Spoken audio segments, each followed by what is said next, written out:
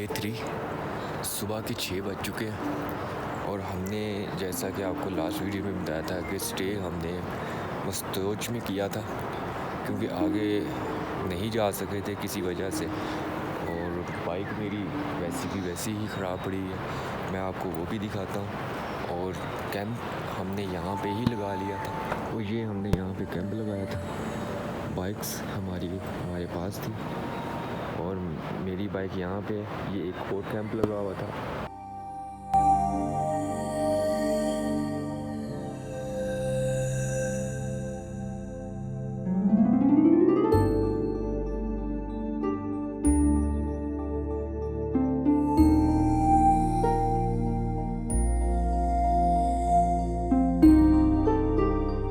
कि अब देखें न्यूट्रल की जो लाइट है वो ऑन है, ये आहिस्ता आहिस्ता तेज़ होगी।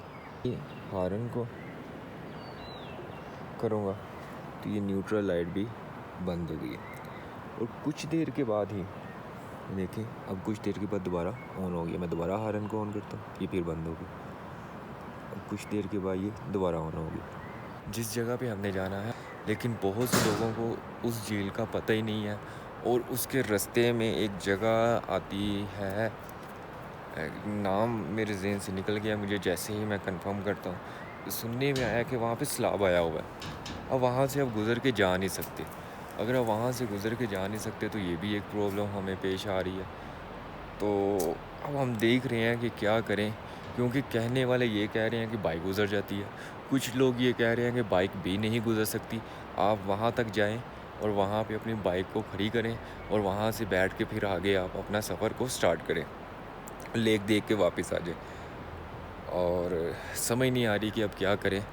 तो इस वजह से नाश्ते की टेबल पे बैठेंगे, डिसाइड करेंगे कि हम वाकई ही उसी जगह पे जाएं, क्योंकि सैलाब की वजह से भी हम लोग थोड़े से वो डर चुके हैं कि सैलाब आया हुआ है।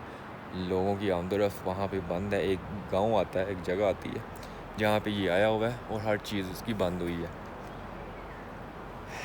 अगर तो उस जगह का प्लान नहीं बना तो फिर हम अपनी जगह एक रूट को चेंज कर लेंगे। रूट को चेंज करते हुए हम गिलगित के रास्ते से होते हुए नारायण का गान वाली साइड से हम वापस आ जाएंगे। और अगर तो सब ठीक रहता है और प्लान वहाँ के बनता है, फिर हम जो डिसाइड करके आए थे वो कंबल लेक ही हम लोग जाएंगे। तो बस अब इनके उठने का इंतज़ार करते हैं। जैसे ये उठते हैं नाश्ता वगैरह करके फिर आगे निकलेंगे और जो डिसीजन होगा वो मैं आपको बता दूंगा कि अब हम इस जगह पे जा रहे हैं, जो फाइनल डिसीजन हमने लिया है। नाश्ता वगैरह हमने कर लिया और फाइनल डिसीजन जो हमारा यहाँ पे डिसाइड हुआ है वो क्रम्बल लेक में अपना सफ़र स्टार्ट करेंगे। अगर तो कोई कुदरती मुसीबत ना आई हम पे तो हम अपने सफ़र को जारी रखेंगे। अगर कोई प्रॉब्लम आ जाती है तो फिर हम अपना डेस्टिनेशन को चेंज कर लेंगे। लेकिन अब फाइनल डेस्टिनेशन हमारी यही हो चुकी है। अब देखते हैं कि हम यहाँ से कितनी दूर तक जाते हैं। और आगे यरखौन का इलाका है, लश्त पे इसके बाद वाला स्टे करेंगे। एक चीज़ बस इसमें आपको बताने वाली है कि अगर आप खुद कुकिंग करते हैं और आपका माइंड होता है कि सुबह आप ब्रेड वगैरह नाश्ते में कर लेंगे, तो एक चीज़ ख्याल रखें, यहाँ से ब्रेड वगैरह नहीं मिलती, तो आपको चाहे बिस्कुट से ही गुजारा करना पड़ेगा। और अगर आपने ब्रेड वगैरह का नाश्ता करना है तो जो कि सही रीज़नेबल होता है, तो आप पीछे से ही ब्रेड वगैरह लाजमी लेके आएँ, नहीं तो यहाँ पे वो चीज़ नहीं मिलेगी। हाँ, होटल वगैरह हैं, खाने को आपको मिल जाएगा, आपको पराठे वगैरह मिल जाएंगे अगर आपने खुद कुकिंग नहीं करनी तो। और रास्ते में फिर बाकी बातें आपसे करेंगे। बिस्मिल्लाहिर्रहमानिर्रहीम। अल्लाह ला इलाहा इल्ला हुवल हय्युल क़य्यूम।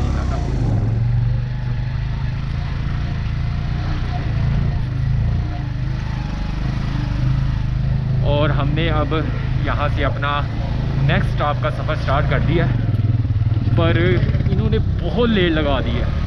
मैं सुबह 5:30-6 बजे का उठा हुआ हूँ और मेरे जितने भी पार्टनर हैं, बाइक पार्टनर जितने भी हैं, ये सारे उठे हैं 8 बजे। और अब हम जो यहाँ से निकल रहे हैं वो टाइम हो चुका हुआ है 12-पौने 12 बजे का। अब देखते हैं कि कहाँ तक हम पहुँच सकते हैं, क्योंकि इस तरह तो मुझे नहीं लगता कि हम टाइम पे किसी जगह पे पहुँच जाएंगे।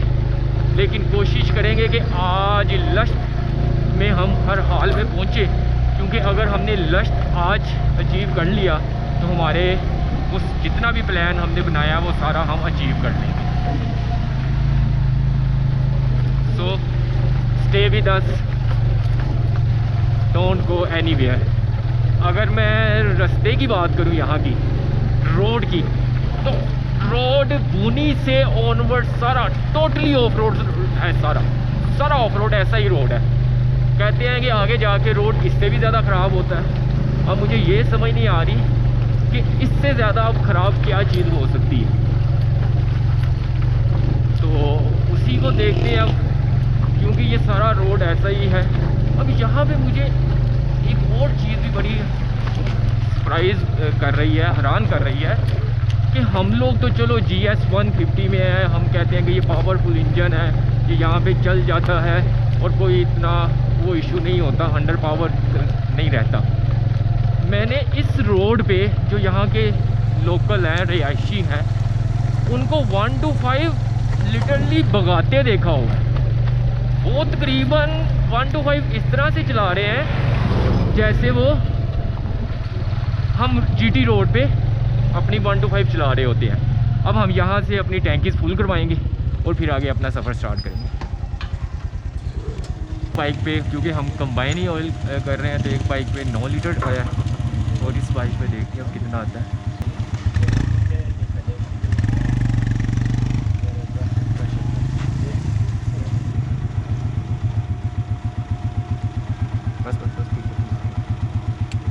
बस कितना आया?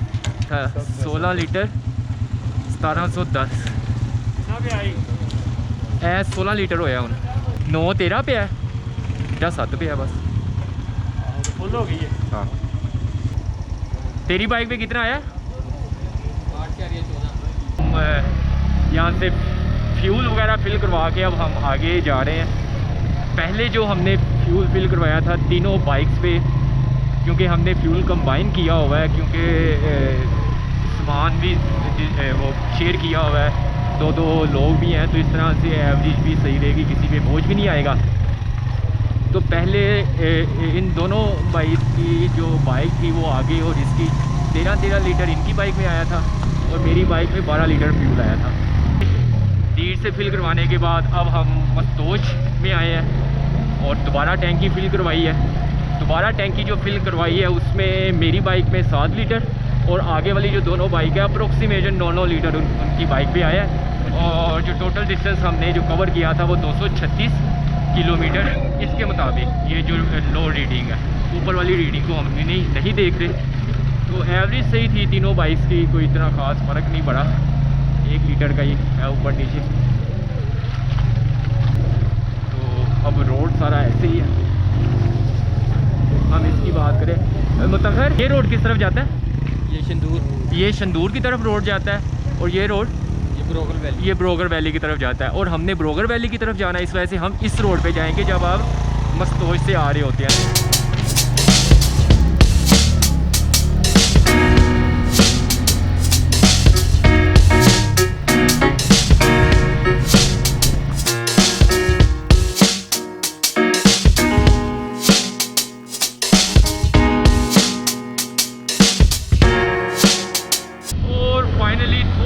ये रोड हमें सही मिल गया, शुक्र है, ऑफ रोड से हमारी जान छूटी।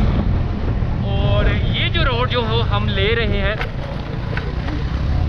इस रोड की खास बात यह है कि यहाँ पे लोग बहुत कम इस तरफ आते हैं, बहुत कम लोगों को ये कंबल लेक का और इन चीज़ों का पता है।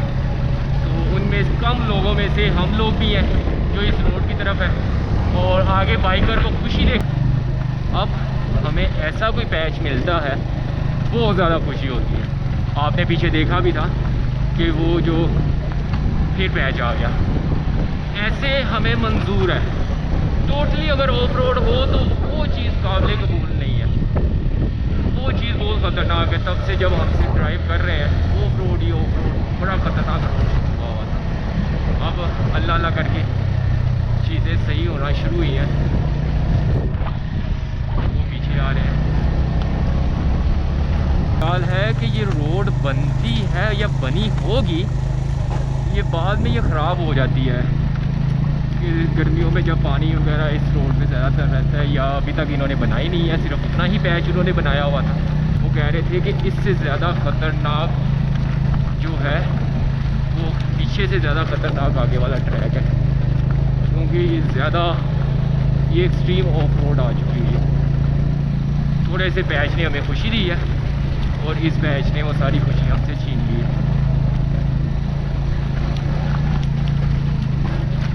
हमारे जो बार बार प्लान चेंज हो रहे थे, उसकी रीज़न ये थी कि हम लोग या तो नेट से चीज़ देख के आते हैं या किसी से पूछ के आते हैं। जब नेट से चीज़ देख रहे हैं वो कंडीशन इतनी अप टू डेट नहीं बता रहे होते, तो मैप से देखते हैं, मैप इसको टोटली सही कंसीडर करता है। यहाँ से इसको ऑफ रोड पीछे वाली रोड पूनी से ऑनवर्ड सारी सही थोड़ी बहुत कंसीडर कर रहा होता है, लेकिन सारी ऑफ रोड निकली। उसके बाद आगे आके फिर पूछना इस वजह से होता है कि आगे रास्ते कैसे हैं, ताकि हम अपना जब सफ़र आगे स्टार्ट करें तो आगे कोई प्रॉब्लम ना हो और हमें वापस ना होना पड़े। तो इस वजह से पूछ के कि कैसे हैं, तो प्लान हमारा थोड़ा सा लेट होता जाता है। अब एक चीज़ डिसाइड कर ली है फाइनल, तो अब यही चलने वाली है। गर्मी यहाँ पे बहुत ज़्यादा है, लेकिन रात के टाइम से चलो मौसम अच्छा हो जाता है, क्योंकि अगर फिजिक्स की टर्म में बात की जाए तो स्पेसिफिक हीट कैपेसिटी इसमें इन्वॉल्व होती है। और दिन के टाइम उतनी ही ज़्यादा गर्मी है, और मैंने अपने आप को कवर किया हुआ है जैकेट वगैरह से। उसकी रीज़न ये है कि गर्मी तो चलो हो जाएगी, लेकिन यहाँ की वो आपकी स्किन को बर्न कर देती है, जला देती है। तो इस वजह से जैकेट वगैरह पहन के चला रहे हैं, गर्मी तो बर्दाश्त कर लेंगे, वो स्किन जल गई तो वो बड़ा मसला करेगी। और दिन के टाइम यहाँ पे गर्मी की शिद्दत पहाड़ी इलाकों में वैसे भी ज़्यादा होती है, इस वजह से इनकी जो धूप है वो चुभती है, जो बर्न करती है स्किन को। तो इसलिए कवर करके ही रखें अपने आप को जितना हो सकता है। गर्मी तो चलो आप गुजार लोगे, लेकिन अगर बर्न होगी जिल्द वगैरह आपकी तो वो बड़ा मसला करेगी, उसको भी रिकवर होने में टाइम लगेगा और जलन सेपरेट फेस करनी पड़ेगी। थोड़ा सा पैच ही मिला है बस अभी तक के ट्रैक में, तो देखते हैं कि आगे की क्या कंडीशन होती है। रोड सिंपल हो जाता है। इस रोड पे कितना प्रेशर चाहिए होता है टायर पे? सर आगे वाली टायर में 25 पाउंड रखते हैं हम। 25? चेक करें कितना। इस वाली रोड में जो हम चल रहे होते हैं? जी कच्चा रास्ते में। अच्छा हाँ, कम रखनी चाहिए। 25 पाउंड हम रखते हैं, नहीं ज़्यादा कम नहीं रखना चाहिए, इधर कांटे मांटे होते हैं ना। सही हाँ। पीछे कितना रखते हैं? पीछे 40 रखते हैं। कितना है अभी? ये फिक्स 40 है। 40 है? हाँ। ये भी चेक करें। तो ऑयल चेंज कराना तो करा ला। उसके कितने पैसे हो? जाम ले यार, चेक करवा लो ना सारे यार ये ऑयल चेंज कर दें। ऑयल चेंज वो करेगा भाईजान। आवाज़ चेक कर दें। आवाज़ किया ना जी? कर दिया इसका भी? ये मेरे वाले का किया, इसका ठीक है? ये पत्थरों वाले रास्ते पे ठीक है? गेज करके दिया भाईजान।